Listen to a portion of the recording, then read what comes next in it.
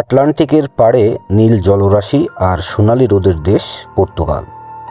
হাজারো অভিবাসীর কাছে এটি শুধু একটি দেশ নয়, বরং এটি এক নতুন স্বপ্নের ঠিকানা। এখানকার জীবনধারা শান্ত আর ধীর স্থির। ইউরোপের অন্যান্য দেশের তুলনায় পর্তুগিজরা বেশ অমায়িক এবং বন্ধুসুলভ। বর্ণবাদ মুক্ত এবং নিরাপদ এক সমাজ আপনাকে দেবে এক প্রশান্তের জীবন। তবে মনে রাখবেন, মুদ্রার উল্টো পিঠও আছে। নতুন দেশ হিসেবে শুরুতে ভাষা শেখা আর কাজের সন্ধানে কিছুটা লড়াই করতে হবে।